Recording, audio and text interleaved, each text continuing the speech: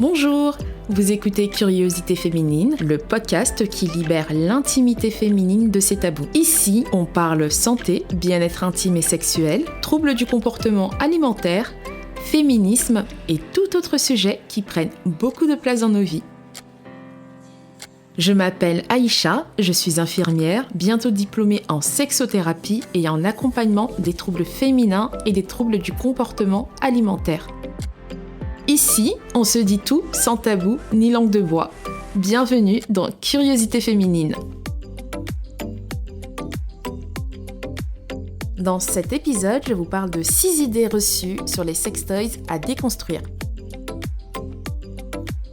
Si tu as l'habitude de m'écouter, tu sais que j'aime bien parler des sujets entre guillemets sensibles. Eh bien, l'épisode d'aujourd'hui ne fera pas exception puisque nous allons parler des sextoys. Comme tout ce qui touche à la sexualité féminine, il y a de nombreuses idées reçues à leur sujet. Je vais donc t'en présenter 6 qu'il est grand temps de déconstruire.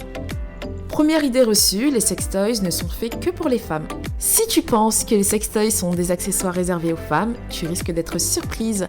En effet, une étude menée par l'IFOP et publiée en février 2021 nous apprend que 50% d'hommes et 52% de femmes déclarent avoir utilisé un sextoy au moins une fois dans leur vie.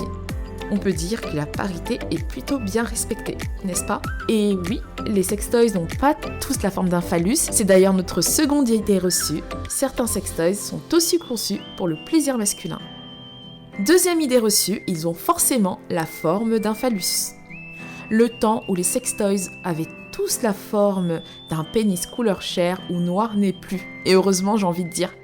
Aujourd'hui, les sextoys ont des formes, des tailles, des couleurs et des fonctionnalités variées. Cela va du classique godemiché au vibromasseur en passant par les sextoys pour couple, ce qui nous amène à la troisième idée reçue. Troisième idée reçue, c'est pour les célibataires. Non, les sextoys, ce n'est pas uniquement réservé aux célibataires endurcis. En réalité, une autre étude de l'IFOP pour le compte de Marc Dorcel a révélé que l'utilisation de sextoys se faisait plus souvent à deux que seul. Ces accessoires sont même un excellent moyen de pimenter une vie sexuelle devenue trop monotone. Quatrième idée reçue. Les sextoys, ce n'est que pour les préliminaires.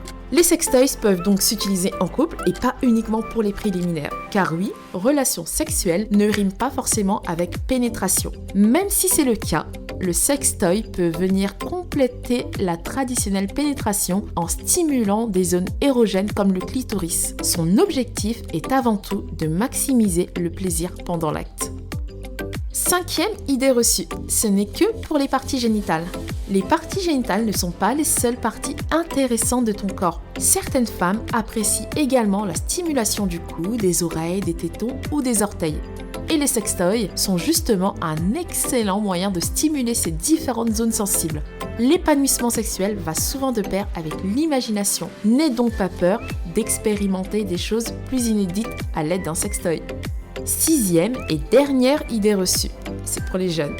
Les sextoys, c'est un truc de jeunes. Voilà une idée qui a la vie dure. Il faut dire qu'il y a quelques années, leur usage n'était pas aussi courant.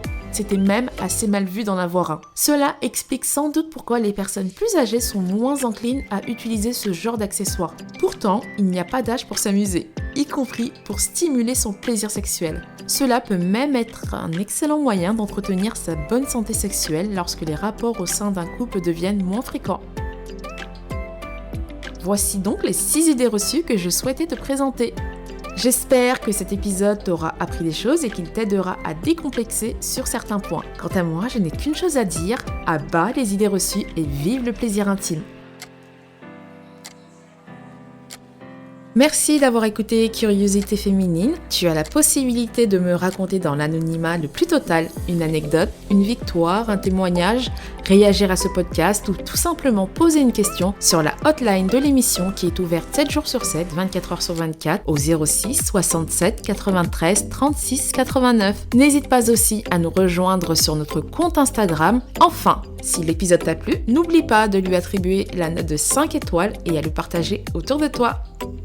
Curiosité féminine revient la semaine prochaine. En attendant, prends soin de toi.